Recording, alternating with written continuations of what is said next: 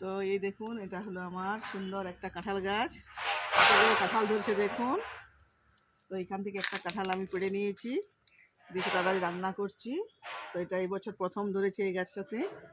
এটা হচ্ছে খাজা কাঁঠালের গাছ, আর ওই পাশেও আরেকটা কাঁঠাল গাছ আছে, সেটা আপনাদেরকে দেখাচ্ছি।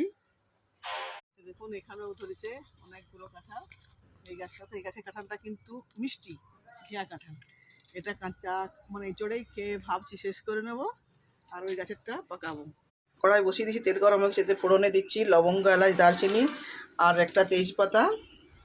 ফোড়নটা ভাজা হয়ে গেছে, এবং নিরামিষ রান্নাটা করছি, তো সামান্য চিনি দিয়ে দিলাম। এরপর এর মধ্যেই দিয়ে দেবো একটা বাটা মশলা। এখানে বেটেছি টমেটো, আদা আর শুকনো লঙ্কা দিয়ে দিলাম। এরপর এতে গুঁড়ো মশলা দেবো, জিরে গুঁড়ো, হলুদ গুঁড়ো। আমি কিন্তু বেশি মশলা ব্যবহার করব না, সম্পূর্ণ নিরামিষ রান্না করছি। আর এখানে দেখুন এটা সেদ্ধ করে নামানো হয়ে গেছে, খুব ভালোভাবে দেখুন কষিয়ে নিয়েছি।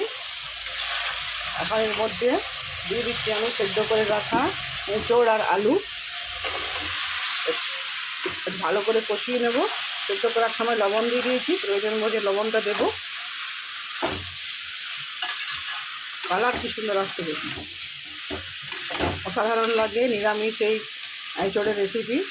আমি যেভাবে বানাচ্ছি আপনারা ঠিক সেভাবে বানাবেন, দেখবেন খুবই সুন্দর হবে। সেটা কষিয়ে নিয়ে সামান্য গরম মশলার ঘি দিয়ে নামিয়ে নেব, দিলে রেডি হয়ে যাবে রান্নাটা। কষানো হয়ে গেছে দেখুন, জল ঢেলে দিচ্ছি, দিয়ে কিছুক্ষণ সেদ্ধ হতে দিচ্ছি। সেদ্ধ হয়ে গেছে, তো দেখুন কত সুন্দর সেদ্ধ হয়ে গেছে। তো কিছুক্ষণ ফুটিয়ে নেব। রান্নাটা হয়ে গেছে, নামানোর সময় দিয়ে দিচ্ছি ঘি, আর এখানে ছড়িয়ে দিচ্ছি গরম মশলা। একটু ফুটিয়ে নিয়ে নামিয়ে নিচ্ছি, ব্যাস রেডি হয়ে গেছে। তো আপনারা এইভাবে বানাবেন, দেখবেন খুবই সুন্দর লাগবে।